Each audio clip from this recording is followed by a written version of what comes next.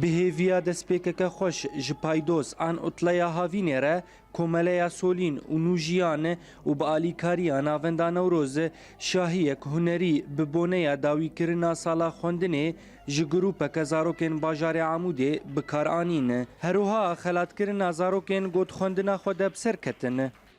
براستي رابون في حفلات بسيط مجزارو تكارتشيكر ما هديان متواضع جوار آنين ما خست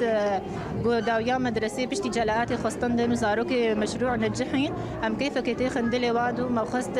دسبيكا هافينا وان بكيف خوشي سروانا درباس به هێژایە گوتنێ گۆ ئەف شاهی پەرچەیەک ji çalakiya ez ne bi tenê me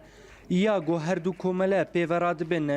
Herûha çalakî di heftiyê de di rojan pêk tê û tê de 25 zarok hazir dibin. Di nava wan de zarokên kêm endam bi armanca tevlîbûnekê di nava zarokên sax û kêm de çêbikin ta gonêzîkî hev bibin. طبعا نشاطي ما برنامج كنافي أمنت ألون أنا لست وحيدا هدفها مني أساسي حالة دمج كنافي زاروك كمان يسوي وزاروك كمان ذوي احتياجات خاصة يعني براستي مجتمعي ما أمدبينن حتى زاروك خوش احتياجات خاصة خوش واند جرين يعني بار انخراطنا بند جوي واند شبولو ما خصم حالك دمج كن وبجسدين ولو بشكل يعني بتشوك في برنامج جديد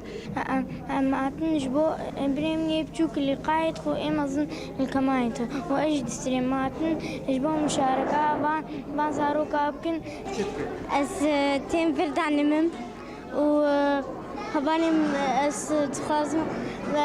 وهبالي مجلك بون الفر وأس حجفر جلك يتكم وعلي متكن كيف تتي بهنا وبهنا مدرت كبه رولا زاروکان li tevaya deverên Sûriyê di rewşeke xerab de derbas dibe. Lewra ji erkê her komele û rêxistinê ye got bi karê xwe rabe bo parastina psîkolojiya zarokan di vê demê de. Ciwan li Kurdî Orient News, Amûdê.